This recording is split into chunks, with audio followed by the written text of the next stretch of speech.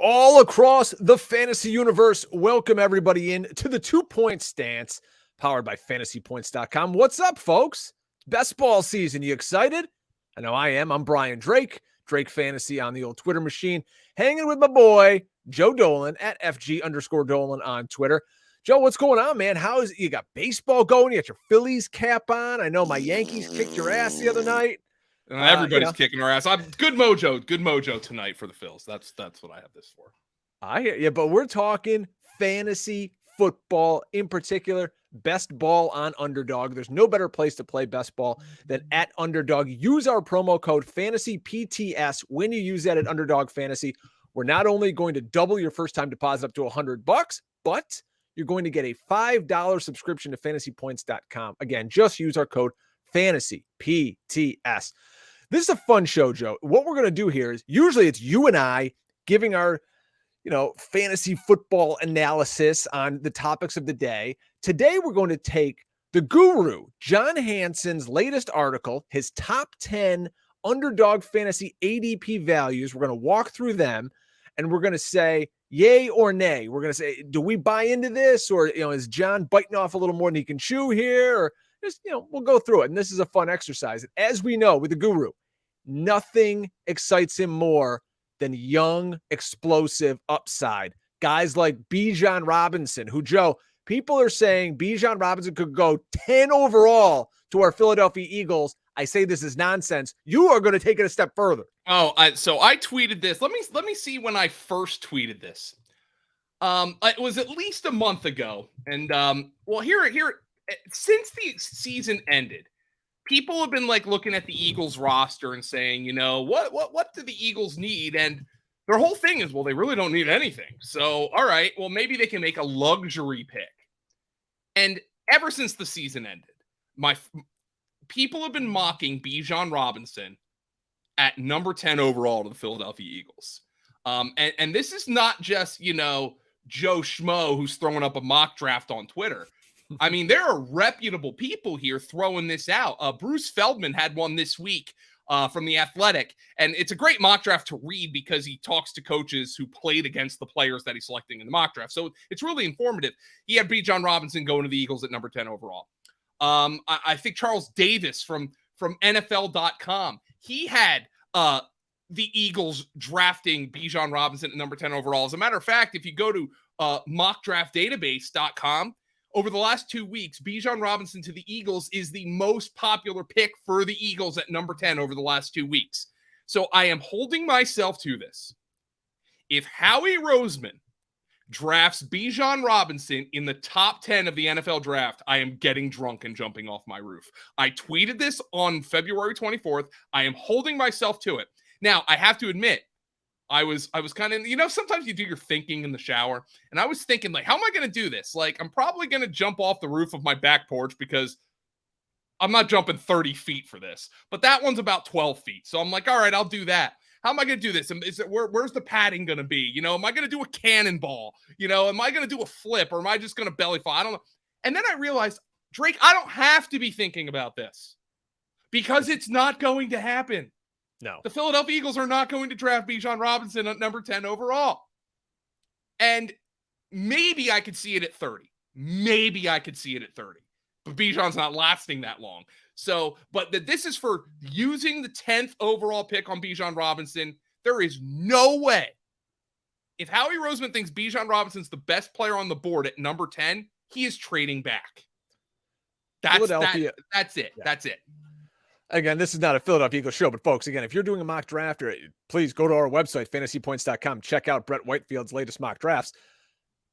The Eagles build through the trenches. The Eagles build with players you have to spend major capital on.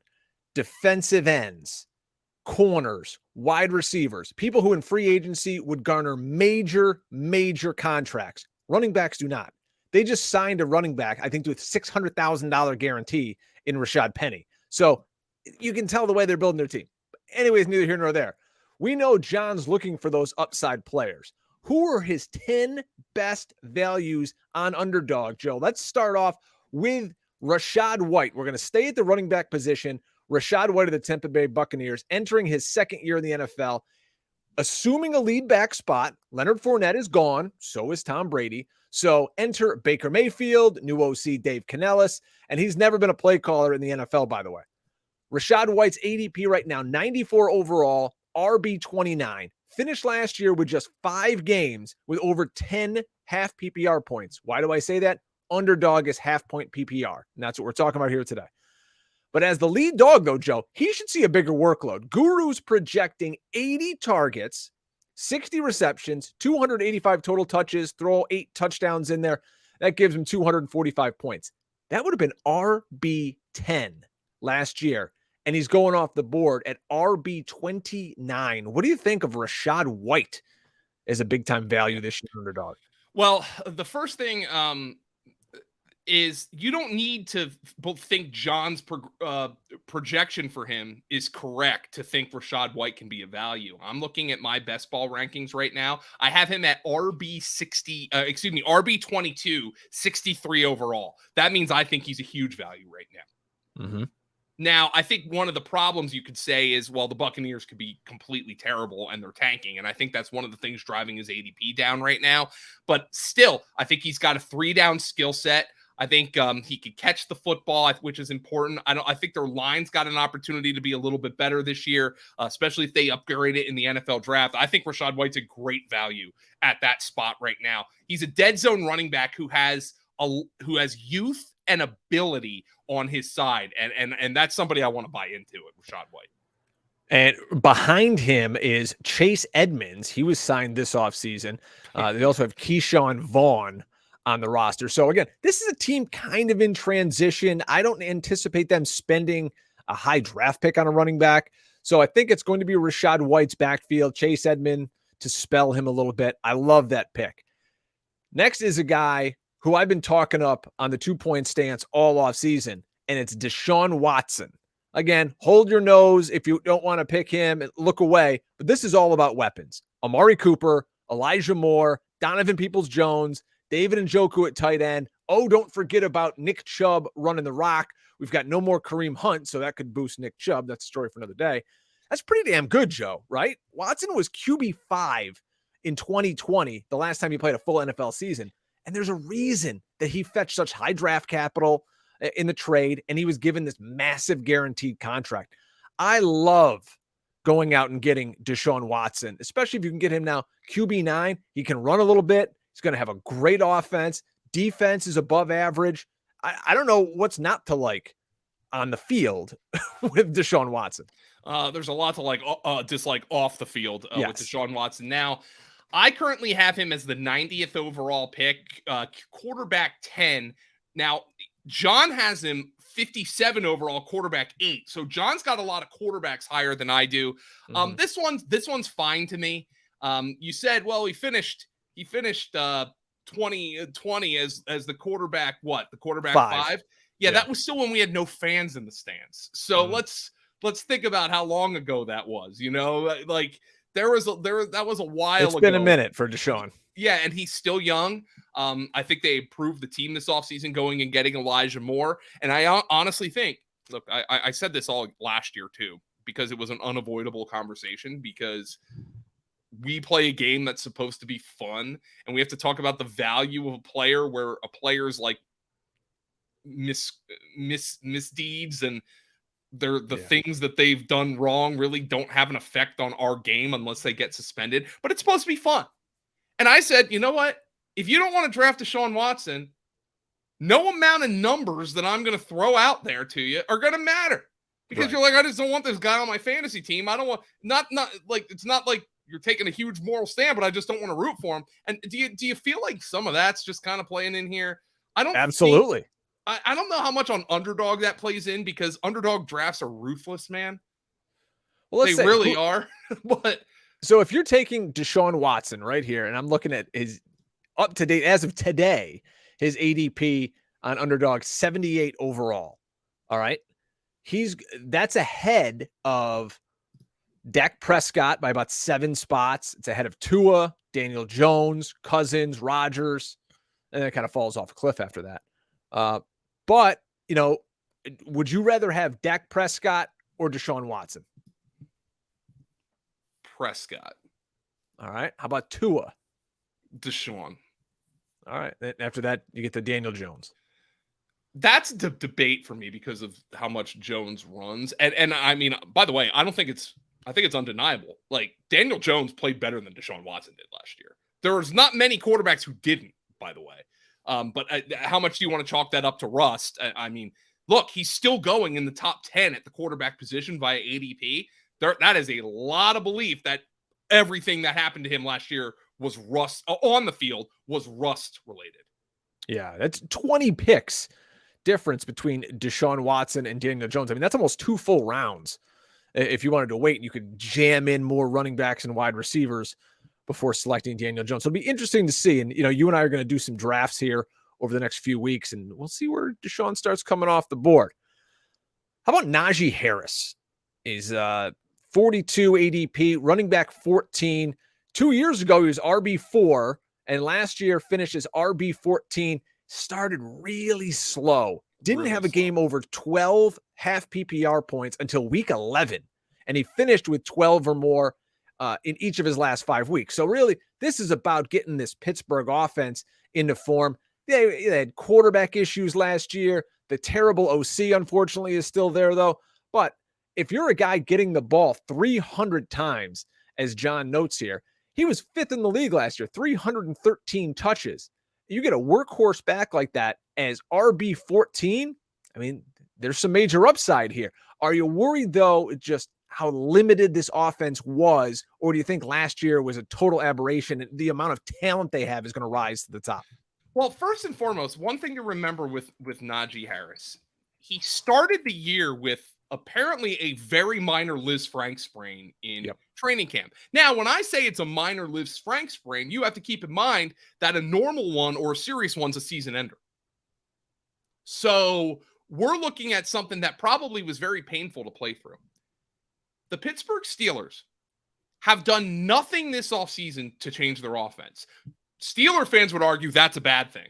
I agree. Like, if I'm a Steeler fan, I wanted them to fire Matt Canada. Mm-hmm. But Matt Canada's still there. Mike Tomlin's still there. They signed Isaac Seumalo from the Eagles, who was part of the best line in football. They brought in Nate Herbig. You remember Nate Herbig? He used to play for the Eagles. He played for the Jets last year. The guy's about as wide as my room is right now. He played with the Jets last year. So they improved the offensive line. They've got an opportunity to draft offensive line in the draft. Now, keep in mind, they also have essentially a second first-round pick. They have the first pick of the second round, which is pick 32, because they got it from the Bears in the Chase Claypool trade. They're going to improve that offensive Worst trade line. ever. It was a horrible trade for the Bears. Now, they recruited a lot of that draft capital, so they might not feel that, but still. Najee Harris over the second half of last season. 9 games, the final 9 games, averaged 15.2 fantasy points per game. 9th at running back. That was the same as Jonathan Taylor. It was more than Aaron Jones. It was more than Joe Mixon. It was more than Nick Chubb. More than Dalvin Cook over the final 9 games of the season. He was RB9. Drake, he might be boring as hell. This is a ridiculous value to me right now. And ridiculous value. I have him as a top 20 pick in best ball right now. If you look at where he's going in the 4th round. Yeah, 4th round. So you can start, as John notes in the article here, you can start running back. Maybe you start, whatever you're going to do. You can get 2 rounds of receivers. Then you can go back. You could get him as maybe your first running back in the 3rd, or who knows, he could be there for you in the 4th round. He's kind of on this island right now in ADP too. Ramondre Stevenson going before him at pick 34 in ADP. There's Harris at 42. We don't see another back in ADP until Dalvin Cook, 15 picks later at 57 overall. So he's sort of in his, this is a one-man dead zone for Najee Harris right there. So you got to decide for yourself. All right, if we don't get Ramondre or we don't get Najee Harris, then, you're really waiting a while for the Dalvin Cook, Aaron Jones, Damian Pierces of the world. Yeah, and look, I'm not expecting you to be excited about Najee Harris, but slow and steady can win the race sometimes, especially if you open John is not a wide receiver guy. I have been, especially if you draft on Underdog, and those rooms are so wide receiver drunk, it's ridiculous. And it's only half PPR. Yeah, and You can even go receiver, get 2 great receivers, maybe take Kelsey in the first round if you're Scott Barrett, and get a receiver in the second. You can even go early on Najee Harris via ADP, get him in the back end of the 3rd round. And I think you're still getting a value, even if you're drafting him a half round earlier than he's supposed to go. Like, I think this is a ridiculous value. And by the way, stylistically, I thought he looked like crap in the first half of last year. I thought the eye test matched the numbers. In the second half, I thought the eye test matched the numbers. I thought he was playing much better, and he was a top 10 running back in fantasy points per game. Yeah, Najee Harris, again, a few years ago, top 5 back. People were taking him in the first round last year of fantasy drafts. If you remember, you get to the end of the first round, like, oh, okay, I'll take Najee Harris here at like 10 overall. And now he's going at 42. Let's keep it rolling here. And if you're getting, maybe you're getting chubbed up because all this underdog best ball talk, go to underdogfantasy.com. Use our promo code FantasyPTS. Again, we're going to double your first time deposit up to $100. Deposit 100. We're giving you 100, and you're going to get a $5 subscription to fantasypoints.com. It's the best deal in the business. How about John's boy, Sky Moore? ADP of 125. It's wide receiver 59. Juju and Hardman are gone, but we're still looking at an offense. They love spreading the football around. We know Travis Kelce is going to be the top target.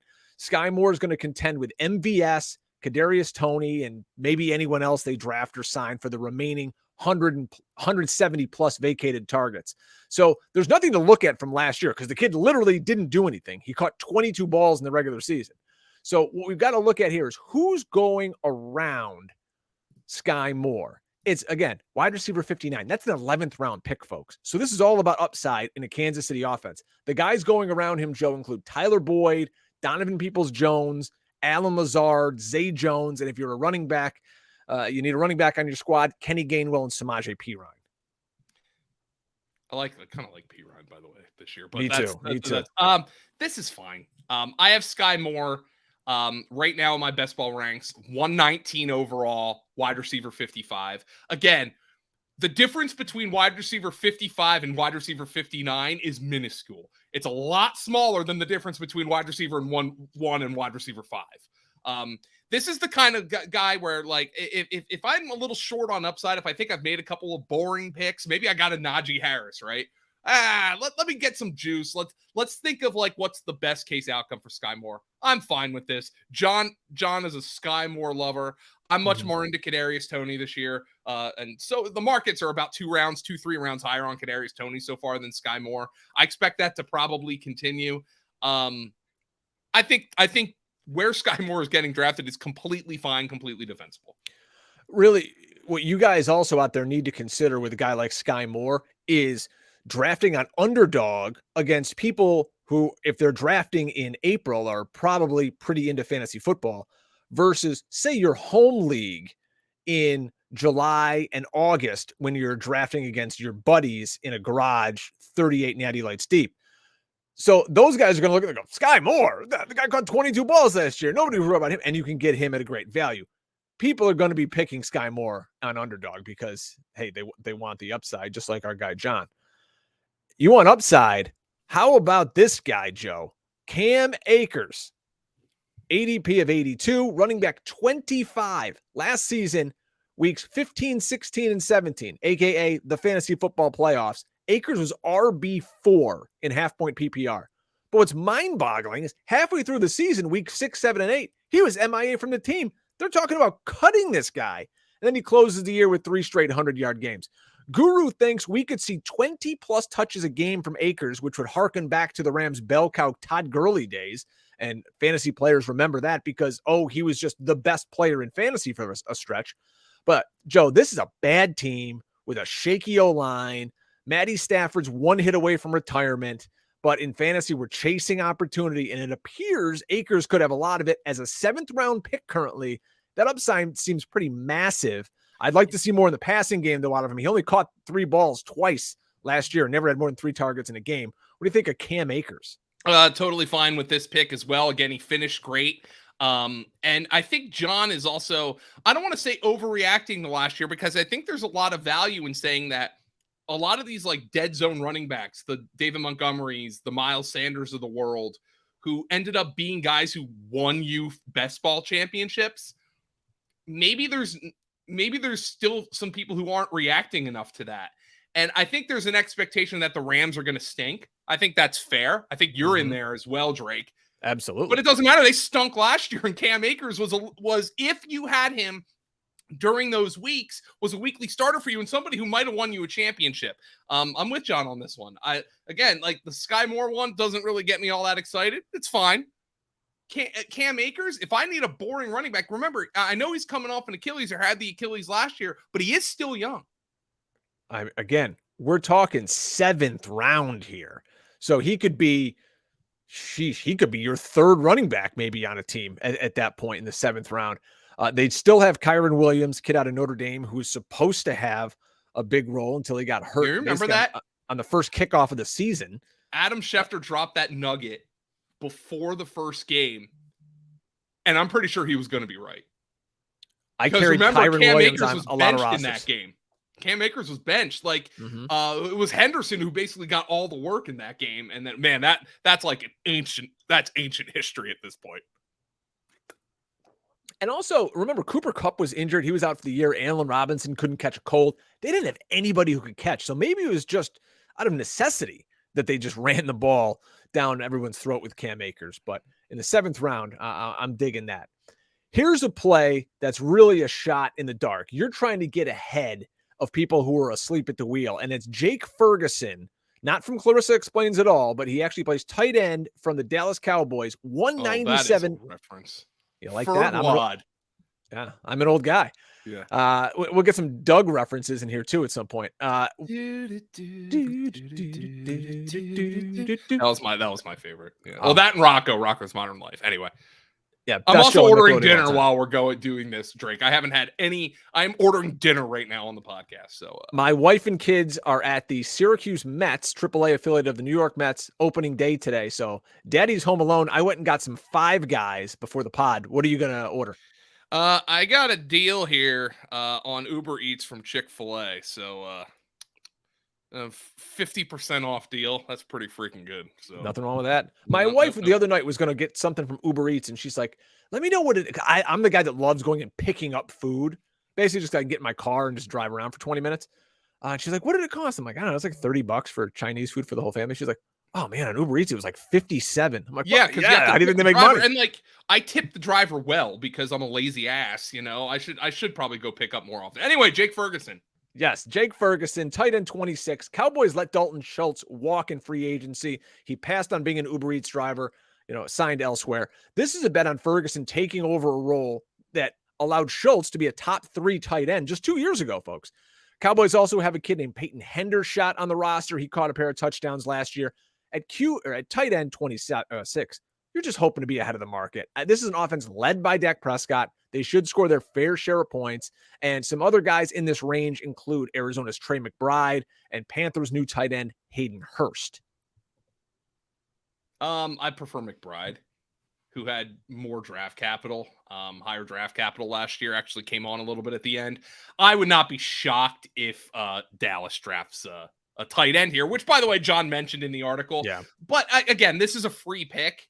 Tight end 26. Like, what if Dallas doesn't draft a tight end? I think is the thought here. All right, then he's jumping up 30, 40 picks in fantasy drafts. Yeah. This is a guy you're drafting in April because maybe in July, he's not tight end 26. He's tight end 16, and people are counting on him as their tight end 2, and you're getting him, way, way later. How about Elijah Moore? So here's a guy. This is exactly what we talk about with the guru. Young, upside, big time talent, draft pedigree. Now he's in a new place. He's out of Gotham. Now he's in Cleveland with the aforementioned Deshaun Watson. And this is a kid that can just flat out play. It was 2 years ago in his rookie season, he had a 7-game sprint where he put up 35 grabs for 525 and 6 touchdowns. That was wide receiver 4 standing. And in points per game, he was wide receiver 10. That was great. And now he's with Deshaun Watson. He should be the second target in this offense. I'm all about him at wide receiver 50. I mean, we were going to take him there with Aaron Rodgers potentially coming to New York to play with him with the Jets. Now he goes over to an established offense, slides right in, could be the second option for Watson. I love Elijah Moore. I think he's going to be on tons of my teams this year. I promise I'm not sucking up completely to John on this podcast because I was extremely lukewarm on the Sky Moore pick. But Elijah Moore, first and foremost, this ADP I think is going to rise. They traded a second-round pick. Now they got a third back, but they still traded a lot of draft capital for him. And remember, they don't have a ton of draft capital because they dealt it all for Watson. So this is a player that they think was going to be a better player than maybe one of the wide receivers who's going to be available for them in the second round. They just lost a wide receiver to a torn Achilles today, by the way, Michael Woods. You might remember he got some snaps. So Elijah Moore's going to have plenty of opportunity here. They paid, this is not a throwaway pick for them to say, maybe it'll work out. No, they traded a top 50 pick for this guy. Now, not exclusively, they got a third round pick back, but Elijah Moore's ADP should be rising here. Again, you look at the range of outcomes. Would it be stunning if he outscored Amari Cooper? Yeah. But you look at Cooper's age, the fact that he's been inconsistent his entire career, you can see it. What if Watson is the guy who was the quarterback 5 in 2020? Elijah Moore had that great run at the end of 2021. He had the league worst quarterback play last year. He openly sparred with his offensive coordinator. There's a lot of reason to like Elijah Moore for a major bounce back this year. This is way too cheap. Yeah, you're going to hear Elijah Moore coming out of every fantasy analyst's mouth this summer as someone to target. This is a name that could go under the radar a little bit. We're all talking about the Ravens because we love talking about Lamar Jackson. There's a lot of change happening in Baltimore, not only with Lamar, is he or isn't he going to be the quarterback here, but remember, they've got a brand new offensive coordinator in Todd Monken. You may remember him from his days in Tampa when he was down there. Rashad Bateman going as wide receiver 43, going off the board in the 7th round.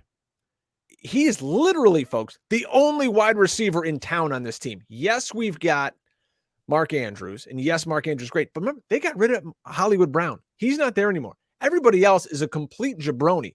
Rashad Bateman has draft capital. He's got no one else around him, and he's got an offensive coordinator who's going to want to throw the football.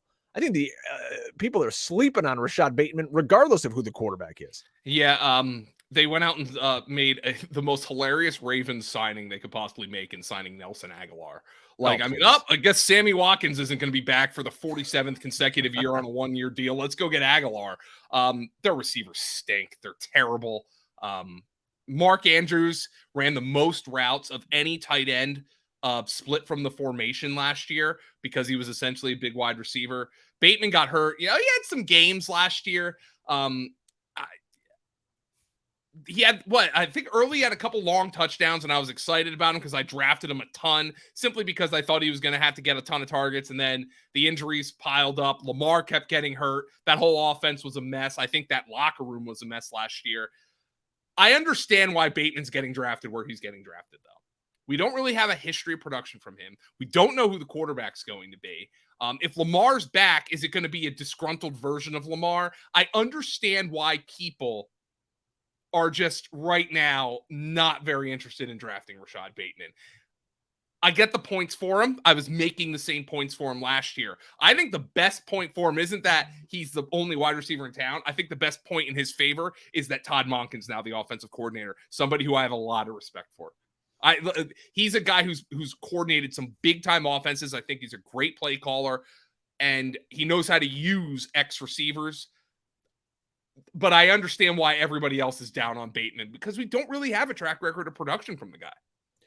People going around Rashad Bateman at that 87 ADP. Right before him is Brandon Cooks. I'll take Brandon Cooks all day long now in Dallas. And then after him, you're seeing rookie Jordan Addison, Cortland Sutton, who's been subject to trade talks, Michael Thomas, who can't get on the field. That's one of my hot takes, by the way. What's that? Cortland Sutton stinks. I think Michael Thomas stinks. I wouldn't draft. I don't want to draft. I think you're probably right about that. But yeah. Well, that'll be a debate, Drake, if the players we disagree on. But yeah, Cortland Sutton's a guy who I'm just like, he's a guy. I don't know. He had the 1 year with Drew Lock. Like, yay. Anyway. Yeah, I like Courtland Sutton. I'm a little higher. I want to see him get a year with some really good quarterback play. Yeah. I think Courtland Sutton can go up and get it and score some touchdowns. We'll see what happens here in this offense. So, if you're relying on Samaje Perine to run the football for you for the first few weeks, maybe you're throwing the ball a little more than we would think. A team that seemingly never wants to throw the football or do anything productive are the Washington Commanders. Number 9 on Guru's list, Brian Robinson, 114 ADP, RB 37. He mentions the below average offensive line. The quarterback situation's terrible. I don't know how Ron Rivera still has a job, but this is a guy who's going to rack up a ton of touches. My issue here, Joe, Brian Robinson's a guy I never, ever draft because he's a complete zero in the pass game, even though it's half-point PPR. Like, you're not going to get anything out of Brian Robinson as a receiver. So what kind of offense do we think Eric Bieniemy is going to run here? Because you're hamstrung by your quarterback. If you're starting Sam Howell, who knows? The assumption here is that Eric Bieniemy left because he was hamstrung by Andy Reid, or wasn't hamstrung, but was rather kind of not running the offense he wanted to run, or wasn't calling enough plays to get the head coaching job that he wants or whatever. Mm-hmm. But he is a former running back. Yeah, they're going to have to run it, I would think. Gibson, I think they started to use correctly last year. He's not a between the tackles guy. He's somebody you get in space. They're actually two guys who really complement each other well. But Drake, here's the thing. You're right. Brian Robinson. Oh God, nothing in the passing game, and he stinks there. But guess what? Where he's getting drafted, you don't need anything in the passing game from him. You don't. Well, you just need touchdowns. And last year he ran for 2 touchdowns. He caught 1. So there's a stretch at the end of the season. I mean, he'll give you, let's go look at week 16 and go backwards. 8.7 points, 5.8 points. I mean, if he doesn't score a touchdown, it's very hard for him to break 10 points. And again, he's going in the 10th round. So you're taking a shot on him turning it around and being the bell cow in an offense that improves. And maybe they want to take the ball out of Sam Howell's hands. It's not crazy to think, hey, we don't want, my old pal Dwayne McFarland stunt double Sam Howell to, drop back 40 times a game. So I could see him getting more run here, but I'm a little leery on him. Let's also remember something.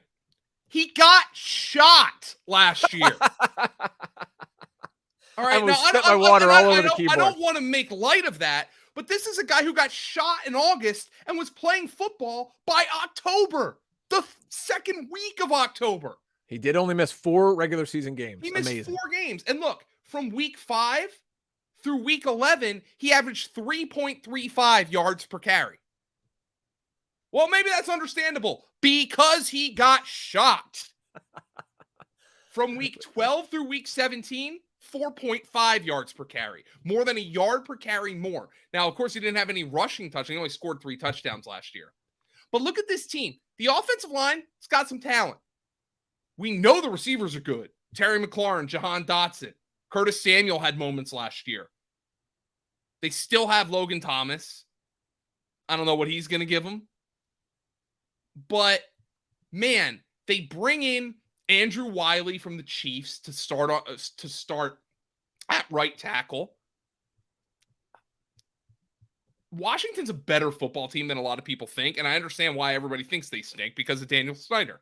But they got some talent. Look at their front 7 on defense.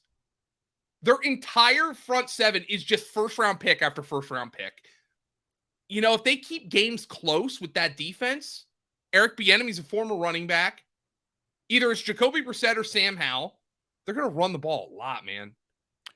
I think Brian Robinson's too cheap. Let me throw at you some of the guys who are going around Brian Robinson. You tell me in this half-point PPR underdog world who you'd rather have. Guys going ahead of Brian Robinson right now. A.J. Dillon. Who would you rather have? Robinson. All right. Jamal Williams, now a member of the Saints. Williams for the first half of the season. I know that's a cop-out, but still. a player going just after Brian Robinson and ADP, Alexander Mattison. Many speculate Dalvin Cook could be off this roster. Madison could take over. He's a guy everybody's hammering. That ADP is going to start. Yeah, that ADP is rising, so it's irrelevant, but I'd rather have Madison right now. Damian Harris for the Bills at 124. That interests me. Is Damian could, I know we got Josh Allen there still. Could Damian Harris get 10 garbage touchdowns this year? Again, it's best ball. We don't have to worry about when we start him. Yeah. Yeah. I'd rather have Robinson, but yes, I could see Damian Harris getting 10 garbage time touchdowns. Well, this is a really intriguing range of guys, by the way. I can see the appeal in all of them. I'd rather have these next two guys over him too at ADPs of 126 and 129. Samaje Perine and Kenny Gainwell. Don't think I prefer Gainwell right now, although I will be drafting Gainwell. Samaje Perine, I kind of look, I look at Perine kind of like I look at Jamal Williams. Like, is Perine and Jamal Williams, are these guys going to be more useful in the first half of the year? Mm-hmm. But again, in best ball, you got to get to week 14 for the playoffs, right? Like, if those guys are helping you in the first few weeks, like in a redraft league, I'm definitely taking Samaje Perine and Jamal Williams before I'm taking Brian Robinson, because I'll figure it out later. The Perine and Jamal Williams are going to be two guys I want in my redraft leagues. I'll start them for 5 weeks. And then while I'm starting those guys, I'll be churning the waiver wire, trying to get, a guy who maybe I can start after Kamara comes back, or maybe after Javonte Williams comes back. But yeah, I mean, that's a really intriguing list of guys. I like both of those guys. All right, finally, Deontay Johnson, ADP of 74, wide receiver, 30. No. He was 6th in the NFL in targets last year, but 0 touchdowns left him with an average of just 8.1 half PPR points per game. Let me tell you a funny story.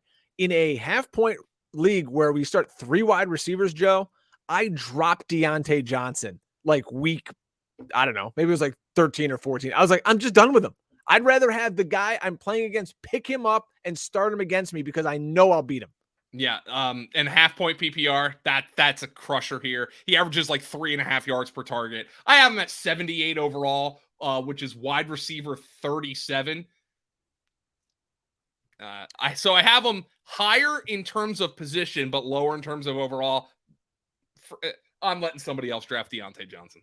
Yeah, we could see the ascension of George Pickens. I still don't trust the OC. I still don't trust the quarterback, to be honest. I'm not that high on Kenny Pickett. I'm not that high on Pickett, but I think he showed more than his numbers said last year. But the offensive coordinator's a problem, yes.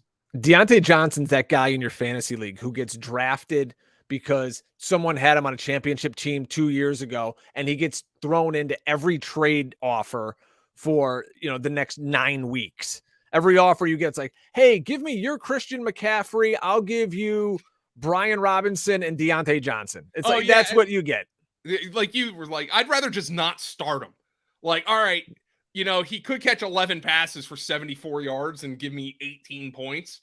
But what if he catches 5 for 35? And then I'm not really in the Deontay Johnson business this year. I think his ADP is fair, which means he's not a value. Yeah. Well, what is fair, though, is using the promo code FantasyPTS at Underdog Fantasy. We're going to not only double your instant deposit up to $100, but you're going to get that standard subscription to fantasypoints.com for just $5. That includes the Gurus articles. Tom Brawley's dropping betting content. Graham Barfield's killing over there. Not to mention what Brett Whitefield is doing with all of the rookies, the dank stats from Scott Barrett. Oh, by the way, my friend here, Joe Dolan, and all his content all season. Folks, it's the best value in the business. A subscription for just $5 once you deposit over at Underdog using code FantasyPTS. Fun exercise today, Joe. I like this. It was a lot of fun. Drake, we'll be back on Thursday, I think, doing a little Dynasty talk. It's going to be a lot of fun. That's going to be a big focus of the program here going forward. Get some Dynasty discussion in there. Little tease here, but you and I think we might be doing a high-stakes Dynasty startup Well, I'm going to have to figure out the best way to do that, but that'll be a lot of fun for us as well. All right. Make sure you guys are subscribed, not only on iTunes or wherever you get your podcast, but over on the YouTube channel. Search Fantasy Points. Hit that subscribe. So much content going down over there. It really is the place to be for fantasy football this offseason. For Mr. Dolan, I am Brian Drake. Everybody enjoy your day and go listen to some of the other 500 podcasts we put out a day here at Fantasy Points. They're all fantastic. And we'll see you next time for the 2 Point Stand.